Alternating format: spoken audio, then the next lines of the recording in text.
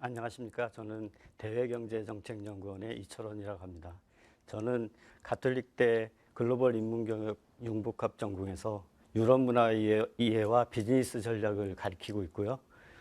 유럽팀에서 오랫동안 이 중동부 유럽을 20년간 연구해 오고 있어서 오늘 이 자리에 설 수 있었습니다. 오늘 이 자리에서 여러분들과 같이 풀어나갈 주제는요, 유럽 그린딜의 주요 이슈와 폴란드 경제입니다.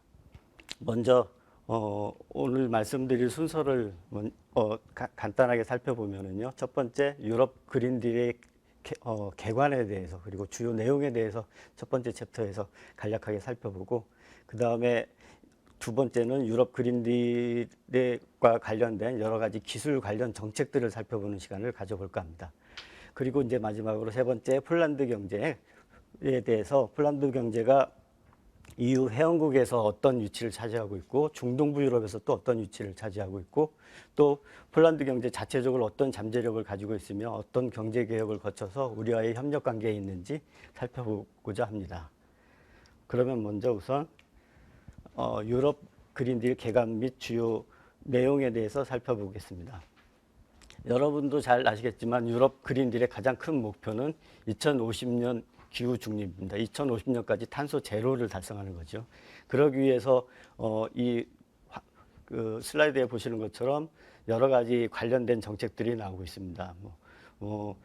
식탁에서 농장에서 식탁까지라든가, 아니면 그린 공동 농업 정책이라든가, 아니면 테이크 에브리원 얼롱이라는 저스트 트랜지션 메커니즘, 이게 오늘 살펴볼 주제인 폴란드랑 상당히 관련이 있는 이 추진 과제인데요. 이 그린딜, 유럽의 그린딜을 실천하는 데 있어서 여러 가지 상황이 좋지 않고 소외될 수 있는, 예를 들면 폴란드와 같은 중동부 유럽 국가들, 그런 국가들이랑 좀 뒤떨어지는 다른 지역들을 하나도 놓치지 않고 다 같이 가겠다, 같이 함께 가겠다라는 차원의 정책이 되기 때문에 이것이 오늘 폴란드랑 상당히 관련이 있다고 볼 수 있겠습니다. 이외에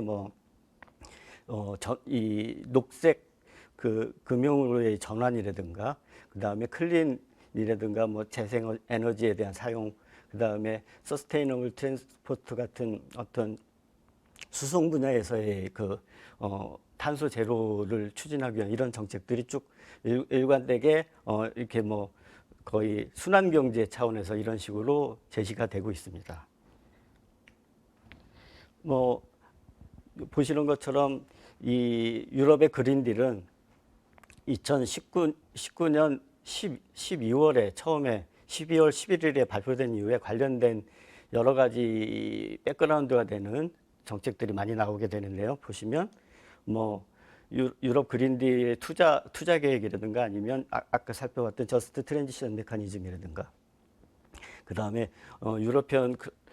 유럽의 기후법이라든가, 유럽의 기후 협약, 그 다음에 유럽의 산업 전략 같은 것들이 쭉 시기를 두고 이어져서 발표가 됩니다. 그 다음에 이어져서 아까 살펴본 것처럼 농장에서 식탁까지 어떻게 하면 저탄소로 전환할 수 있는가에 대한 고민을 담은 스트래티지나, 이후에 생물 다양성을 강화하기 위한 스트래티지, 이런 것들이 쭉 에너지 시스템을 어떻게 통합해서 에너지 효율성을 높이고 수소 전략을 어떻게 할 것인가에 대한 이런 전략들이 쭉 시기를 두고 거의 한 1, 2개월 사이를 두고 계속 1년 사이에 이렇게 많은 정책들이 발표가 되게 됩니다. 관련된 이 유럽 그린딜에 대해서 원문이 이렇게 쭉 나와 있는데, 뒤에서 원문이 아닌 좀 저희 말로 좀 번역된 그 용어로서 설명이 되겠지만, 우선 먼저 이렇게 간단히 살펴보시면 기후 중립에 대한 내용들이 이렇게 쭉 원문에 들어있고요. 그 다음에 에너지 부분에 대한 전략들에 대한 내용들이 이렇게 들어있습니다. 여기서는 지속 가능한 운송이죠. 스마트 이모빌리티와 같은 그런 전략들을 담을 수 있는 그 내용들이 이렇게 쭉 포함되어 있습니다. 그 다음에 여기서는 순환경제로의 전환을 어떻게 할 것인가에 대한 내용들이 쭉 소개가 되고 있는데 보시는 것처럼 이런 내용들이 쭉 소개가 되고 있고 뒤에 가서 이에 대한 우리 관련된 기술 정책들을 어떻게 사용할 것인가에 대한 설명이 이어질 것입니다. 그 다음에 이제 이 부분은 EU의 그 자원 보존에 대한 문제, 그 다음에 오염 배출을 제로로 하기 위한 여러 가지 정책들을 또 담고 있습니다. 이런 원문에 서 살펴본 것처럼 이런 것들을 주요 내용으로 해서 유럽 그린딜 투자가 계획이 되어 있는데 보시는 것처럼 최소 1조 유로 우리나라 돈으로 따지면 막 뭐 1,300조가 좀 넘겠죠.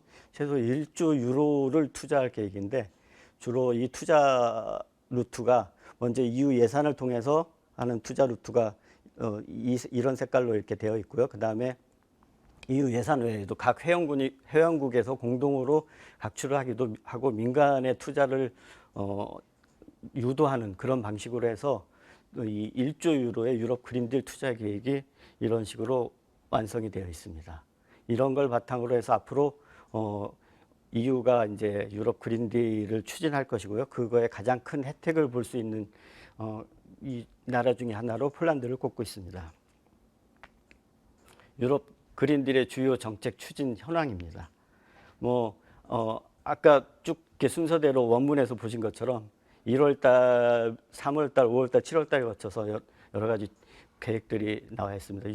유럽 그린딜 투자 계획, 그 다음에 공정 전환 체계, 유럽 기후법, 그 다음에 유럽 산업 전략, 순환경제 행동 계획, 농장에서 식탁까지 전략, 2030 생물 다양성 전략, 에너지 시스템 통합 및 수소 전략 등이 이렇게 시기를 두고 발표가 됐고요. 그 다음에 앞에서 이렇게 쭉 순서대로 살펴봤는데 그 중에 중요했던 게 EU의 신산업 패키지 산업 전략입니다.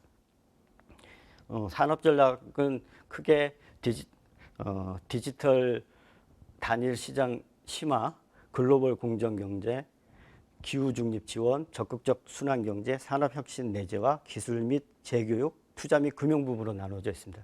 실행 계획에 관련된 각 분야에 있어서 다양한 실행 계획들이 있으니까 이 자료를 보시고 참고를 하시면 될 것 같고요.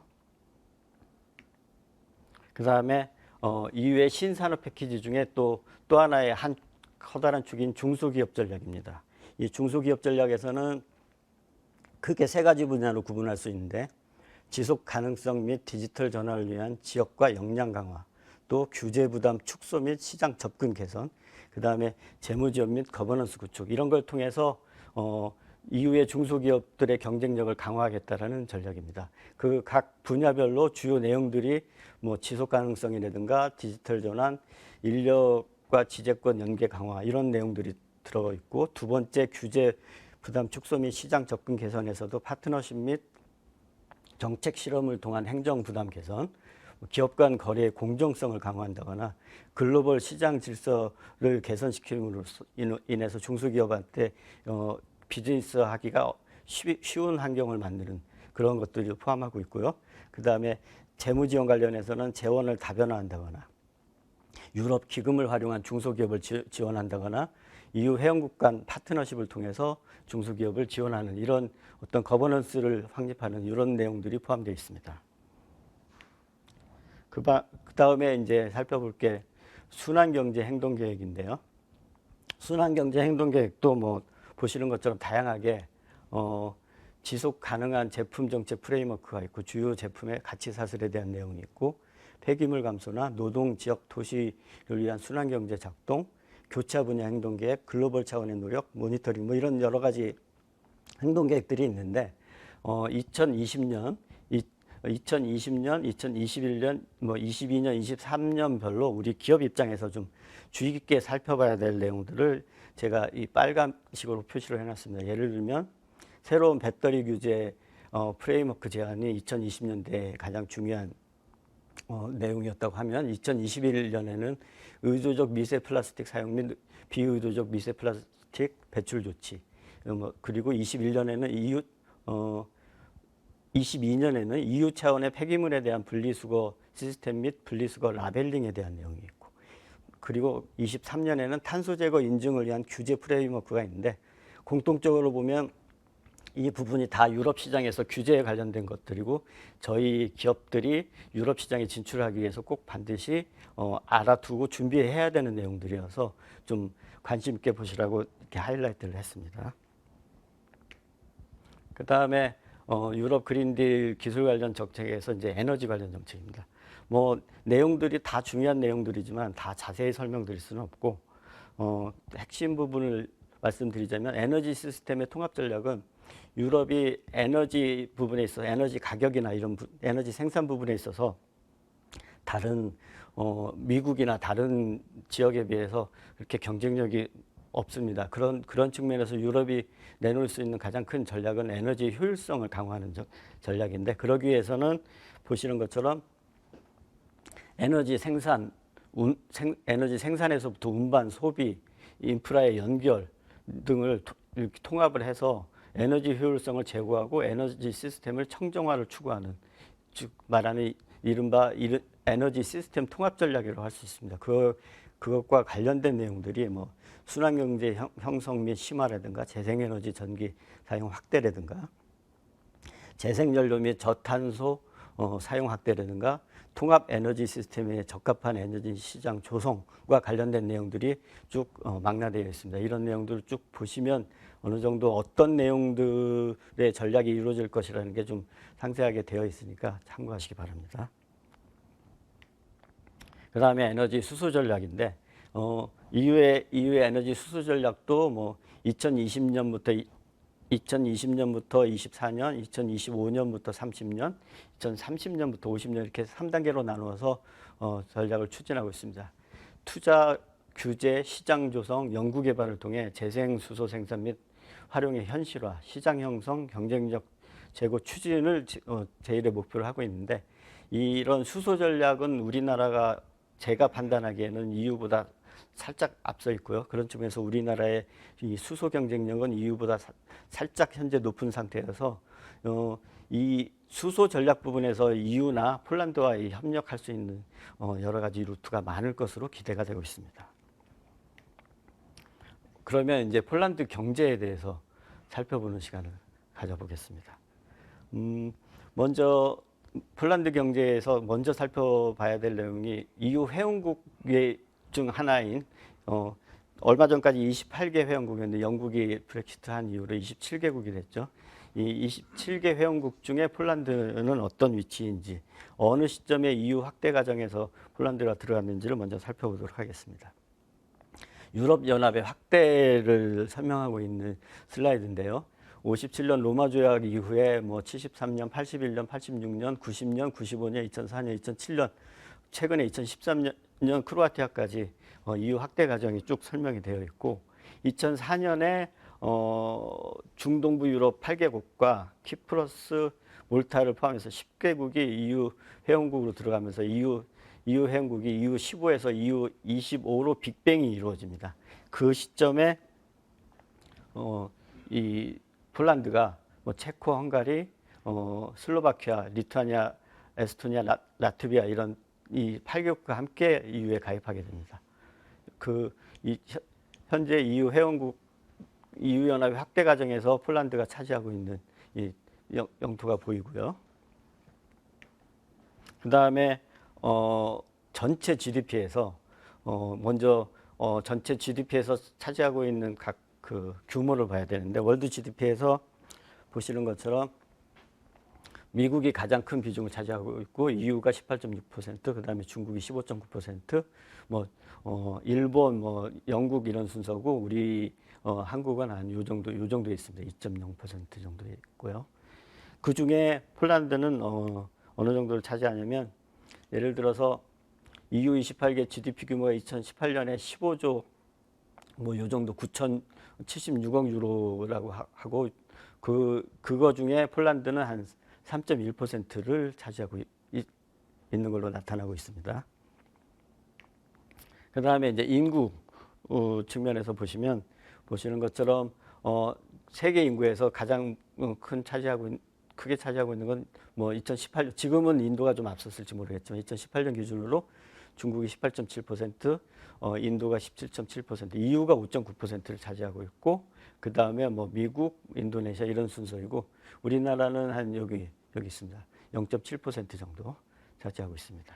이 중에서 폴란드가 어느 정도를 차지하고 있나를 살펴볼 필요가 있는데, 보시면 EU 28개국 인구가 2018년에 약 5억 1,290만 명 정도라고 보면 이 중에서 한 폴란드가 7.4%, 한 3,800만 명의 인구, 중동부 유럽 국가 중에서는 압도적으로 큰 인구를 보유하고 있지만 전체 EU 회원국 중에서는 약 7.4%를 차지하고 있습니다.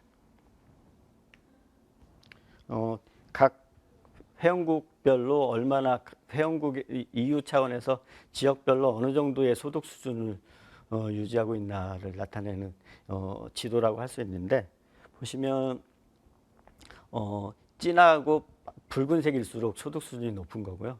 이 옅어지면 옅어질수록 소득 수준이 낮아지는 지도인데, 보시면 여기가 폴란드인데, 폴란드를 보시면 이런 서유럽, 그다음에 북유럽의 이 진한 색깔에 비해서 대체적으로 옅은 걸 알 수 있고요. 이 바르샤바 인근만 좀 붉은색으로 나와 있어서 여기만 소득 수준이 좀 높고, 나머지는 다 옅은 색이고, 약간 독일이랑 경계 지역에 있는 산업단지가 조금 소득 수준이 높은 걸로 나타나 있어서 여전히 폴란드는 EU 전체에서 소득 수준이 좀 낮은 편에, 많이 낮은 편에 속하는 국가라고 할 수 있습니다. 이거는 EU 주요국 GDP 규모 및 소득 수준을 비세그라드하고 발트 3국, EU 주요국, 그 다음에 여기서 빠져 있는 루마니아나 EU 28개국 평균을 나타낸 표인데요. 폴란드를 보시면 비세그라드 국가 중에서 GDP 규모는 압도적으로 크고, 그렇지만 EU 주요국 독일, 프랑스, 영국에 비해서는 상당히 격차가 크게 나타나는 좀 작은 규모인데, 1인당 GDP를 명목으로 봤을 때는 EU 평균의 43%, 1인당 GDP를 PPS, 그러니까 구매력 평가 기준으로 봤을 때는 약 71%, 그러니까 평균에 상당히 명목 수준에서도 상당히 아직 못 미치고 있고, 이 구매력 기준으로 했을 때는 약 71%에 머물러 있다라는 걸 알 수 있습니다. 네, 다음 슬라이드는 EU 결속기금 재원 배분의 회원국별 비중에 대한 내용입니다. 이 내용이 오늘의 주제랑 상당히 연관이 되는 주제여서 좀 더 비중 있게 살펴보도록 하겠습니다. 결국 EU 결속기금이 이 EU 회원국들의 향후 인프라 프로젝트에 직접적인 영향을 미치고, 거기에서 가장 큰 지원을 받고 있고 가장 큰 비중을 차지하고 있는 나라가 폴란드이기 때문에 중요한 내용인데요. 2021년에서 27년 기간 중 이 EU 결속기금의 할당액 중에서 폴란드가 압도적으로 가장 큽니다. 비중에서도 크고요. 금액을 보시면 폴란드가 644억 유로에 달하고, 비중은 EU 결속기금 전체에서 약 19.5%에 달하고 있습니다. 중동부 유럽 국가 중에 그나마 좀 큰 국가가 국가가 예를 들면 루마니아가 요 정도 8.2%를 좀 차지하고 있고, 헝가리가 179억 유로로 한 5.4% 정도를 비중을 차지하고 있어서, 폴란드가 2021년에서 27년에 가장 큰 EU 결속기금의 혜택을 받게 되고, 이전의 중기 예산에서도 폴란드는 가장 큰 이 결속기금의 지원을 받아서 가장 많은 인프라 개발이 이루어진 국가로 유명한데요. 21년에서 27년 기간에도 그럴 가능성이 높다라는 걸 알 수 있습니다. 폴란드 경제, EU 회원국 중에서 폴란드 경제에 대한 내용을 살펴봐야 되는데, 이 경제 전망, 이게 작년 11월 유로피언 커뮤니티 EU 집행위에서 발표한 내용인데요. 작년 11월이기 때문에 금년도에 새로 발표된 내용과 약간의 차이는 있지만 큰 기조에는 그렇게 큰 차이는 없다고 보시면 됩니다. 보시면 이 폴란드가 2020년 이 팬데믹으로 인해서 마이너스 3.6%의 경기 후퇴를 보일 것으로 추정이 되고, 21년에 3.3% 회복될 것이다 라는 전망을 하고 있고요. 이게 EU 전체로 따졌을 때는 마이너스 7.4%의 침체를 보였다가 4.1%로 반등이 될 것이라는 EU 전체의 전망의 이랑 아니면 유로존 지역의 마이너스 7.8%에서 까지 마이너스 성장을 보인 이후에 21년에 이 정도 4.2% 정도로 회복될 것이라는 전망에 비해서는 폴란드 경제는 상당히 양호하고 좀 어느 정도 안정적인 비교적 선방한 경제 현상을 보여주고 있고 그런 전망을 보여주고 있다는 내용들입니다. 뭐 인플레이션이라든가 실업률이라든가 그다음 경상수지 그다음에 뭐 재정 적자 뭐 이런 측면에서도 다른 EU 전체나 아니면 유로존 전체에 비해서 상당히 양호한 수치들을 보여주고 있어서 그런 측면에서 보면 폴란드 경제는 EU 회원국 중에서 EU 27개 회원국 중에서 상당히 양호한 실적을 선방한 실적을 보였고 21년, 22년에 양호한 전망을 보여줄 것이다 라는 그런 분석이 어느 정도 가능한 EU 집행위원회의 그 전망이라고 볼 수 있겠습니다. 그 근거 중에 하나로 뭐 이거는 좀 오래된 내용의 슬라이드인데요. 이걸 왜 보여드리냐면 코로나19 이전에까지 어떤 성장을 보여줬나를 보여주기 위해서 그 전 데이터를 보여드리는데 보시면 폴란드가 EU 28개 평균이 2018년, 2019년 이 정도 성장을 했었는데 폴란드는 상대적으로 5%가 좀 넘는 성장을 2018년에 보여줬고 4.5%에 달하는 성장률을 2019년에 보여줬는데 조금 성장 추세가 좀 꺾어질 것이라는 전망은 되고 있었지만 이때까지만 하더라도 이런 팬데믹 같은 상황을 예측 못했기 때문에 이런 팬데믹 상황에서 어떻게 보여줬는지 그 다음 슬라이드로 보겠습니다. 보시면 다 EU 회원국들 특히 뭐 중동부 유럽 국가 EU 회원국이 아닌 뭐 중동부 유럽 국가도 포함해서 다 마이너스 성장들을 보여주고 있는데 그나마 여기 빨갛게 제가 하이라이트한 이 폴란드가 리투아니아 다음으로 양호한 마이너스 성장을 보여주고 있어요. 2020년에. 그런 거 보면 어느 정도 폴란드가 상당히 선방한 국가라고 볼 수 있는 거죠. 그 다음에 공공부채, GDP 대비 공공부채 현황이 상당히 중요한데 일반적으로 GDP 대비 정부 부채의 기준이 GDP 대비 60% 이내이면 매니저블하고 100% 이내이면 어느 정도 나중에 수정 가능하고 100%가 넘으면 심각하고 60%가 넘으면 되게 많은 어려움이 있다고 하는데 보시면 폴란드가 되게 그 코로나19로 인해서 재정 적자가 갑자기 경기 후퇴가 되고 여러 가지 코로나 방역 이런 측면에서 재정 지출이 급격히 늘어나서 일시적으로 재정 지출이 악화돼서 정부 부채가 늘어나긴 했지만 여전히 보시는 것처럼 GDP 대비 60% 이내에 있고 이것은 21년, 22년에는 좀 더 어느 정도 매니저블한 수준에 있을 거다라는 것으로 봐서 이런 다른 중동부 유럽 국가들도 뭐 이탈리아나 그리스 같이 심각한 나라들에 비해서는 엄청나게 양호한 이 정부 부채 상황을 보여주고 있다는 말씀을 드리고요. 그 다음에 이제 재정 수지 앞에 정부 부채가 뭐 어느 정도 스타 개념에서 한 시점에 누적된 정부 부채를 설명한다고 하면 이거는 한 해 그 유량을 살펴보는 건데 이 경우에는 GDP 대비 3% 이내면 어느 정도 양호하고 GDP 대비 3%를 넘으면 위험 신호이고 뭐 그런 기준이 있는데 폴란드를 보시면 이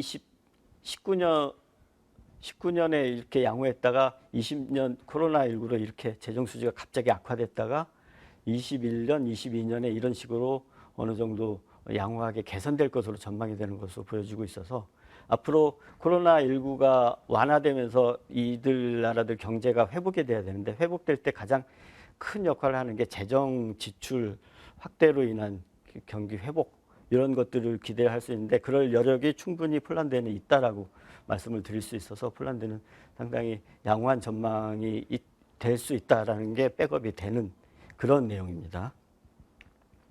자, 이거는 금년 1월 달에 나온 그 옥스퍼드 아나리티카에서 이 지역에 대한 어느 정도 위험 요인하고 기회 요인들을 이렇게 쭉 적어 놓은 게 있어서 참고가 될 것 같아서 가져와 봤습니다.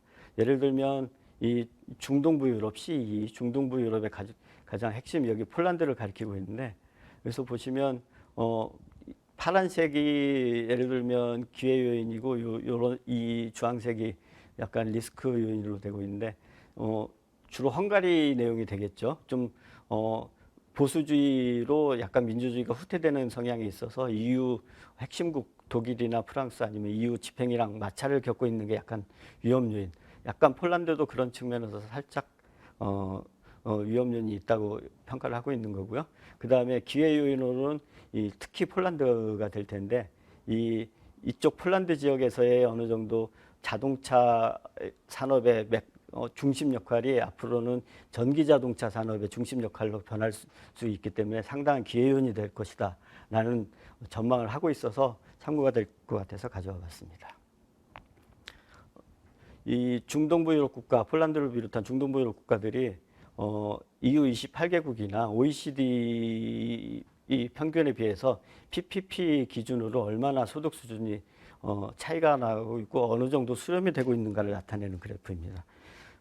보시면 폴란드가 요 색깔인데 폴란드가 어떻게 보면 제일 낮은 상황이었는데 헝가리보다 지금은 조금 약간 높아져 있는 상황이어서 전체적으로 보면 이 전체 OECD나 EU 28개국 회원국가의 격차가 최근에 와서 좀 좁아진 현상입니다. 이런 이 평균으로의 수렴은 앞으로도 계속될 것이라고 보여지고 있습니다. 그 다음에 폴란드 경제를 설명함에 있어서 또 중요한 게 인구에 대한 전망인데요. 보시는 것처럼 2017년하고 2050년을 비교를 하고 있는데 보시면 EU 15개국 그 EU 회원국 중에 선진국을 얘기하는 거겠죠. EU 15개국들은 2050년에 2017년보다 늘어날 것으로 예상하고 있는데 이 중동부 유럽 국가들은 2050년에 2017년보다 이만큼 줄어들 것으로 예상하고 있고 폴란드도 이렇게 많이 줄어들 것으로 예상을 하고 있습니다. 대표적으로 폴란드가 인구가 제일 크기 때문에 제일 줄어드는 폭이 클 것으로 예상이 되고 있고 루마니아도 되게 크게 나타나고 있는데 앞으로 폴란드를 비롯한 중동부 유럽 경제가 계속해서 지속적으로 성장을 하기 위해서는 이런 인구 감소 문제, 그 다음에 노동력이 서유럽으로 유출되는 문제를 어떻게 해결할 것인가가 아마 가장 중요한 관건이 될 것 같아서 설명을 드렸습니다. 이거는 두잉 비즈니스에서 어느 정도 비즈니스 환경이 얼마나 좋으냐를 나타내는 순위인데 이 순위에서 폴란드는 보시면 에스토니아라든가 라트비아, 리투아니아 이 조그만 나라들, 발트 3국 나라들이 되게 처음부터 순위가 높았고 계속 순위가 높은데 이 세 나라를 빼놓고는 나머지 중동부 유럽 국가 중에서는 폴란드가 33위로 가장 순위가 높아서 최근 동안 폴란드가 비즈니스 환경을 가장 크게 개선한 국가라고 보여져서 우리 기업인들 입장에서는 이런 점들이 폴란드 시장에 대한 어느 정도 호감을 갖게 하는 부분이라고 할 수 있겠습니다.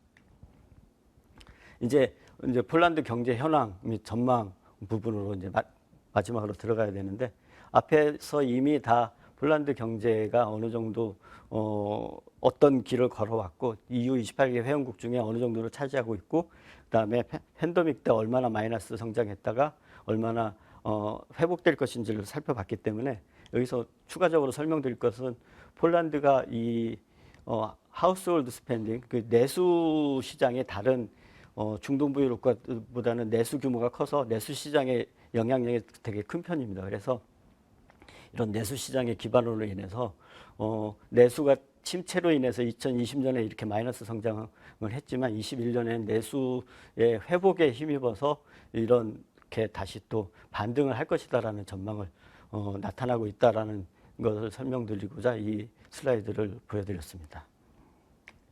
그다음에 뭐 여기 가장 최근에 옥스퍼드 이코노믹스에서 전망한 전망치여서 이 전망치에 폴란드 경제가 뭐 예를 들면 GDP가 2020년에 마이너스 2.8%, 약간 앞에서 본 것보다는 살짝 마이너스 성장폭이 좀 줄었죠. 그 다음에 21년에는 3.8% 정도 성장할 것으로 전망을 하고 있고, 나머지 다른 지표들도 쭉 다 같이 나와 있으니까 참고하시기 바랍니다. 그 다음에 이제 폴란드 경제가 그동안 어떤 개혁을 주로 경제 정책에 있어서 개혁을 추진해 왔고, 그런 경제 정책에 어떤 성과가 있었는지를 요약하는 슬라이드라고 할 수 있는데요. 보시는 것처럼 경제 성장세를 지속해서 2004년 EU 가입 이후에 수출 FDI 증대로 아주 견조한 경제 성장을 지속했습니다.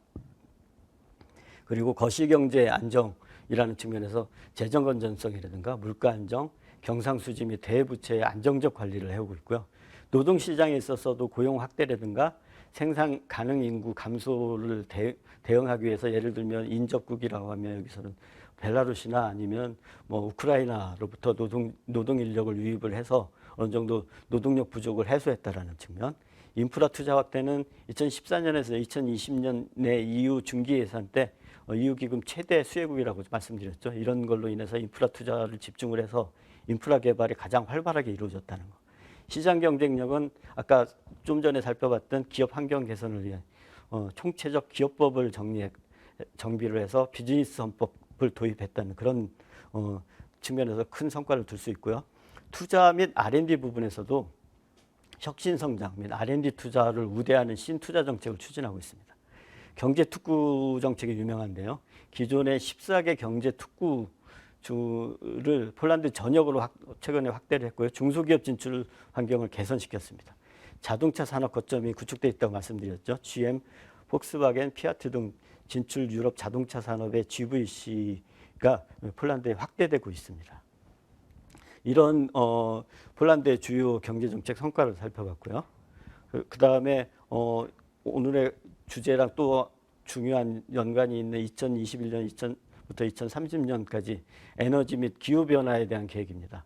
향후 10년간 폴란드 에너지 정책들이 뭐 에너지 효율적 사용, 에너지 공급의 안정성 증대, 2030년까지 신재생 에너지의 대체라든가 뭐 신재생 에너지 발전 구성비를 확대한다거나, 교통 부분의 재생에너지 비중을 확대한다거나, 발트해 연안의 해상 풍력 단지를 조성하는, 이런 것들이 앞에서 설명드린 유럽 그린딜과 직접적으로 연결되어 있는 폴란드의 정책이기 때문에, 이런 정책이 우리와의 어떤 협력, 우리 기업의 그 폴란드 시장에서의 기회라는 측면에서 직접적으로 연결된다고 볼 수 있어서 설명을 드렸습니다.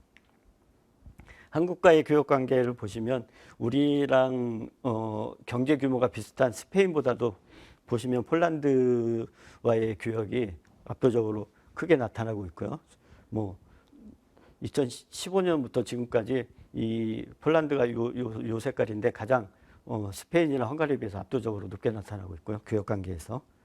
그 다음에 한국의 주요 수출품은 우리 기업들이 많이 진출해 있기 때문에 우리 기업들이 진출해 있는 기업들로 인한 생산 설비들이 가장 대표적인 것들이 될 수 있겠습니다. 최근에는 배터리 업체들이 많이 진출해 있어서 보시면 기타 기계류, 리튬이온 축전지, 디스플레이 부분품, 축전지 부분품, 이런 부분품이나 설비, 이런 부품들의 수출이 아주 가장 활발하게 이루어지고 있습니다.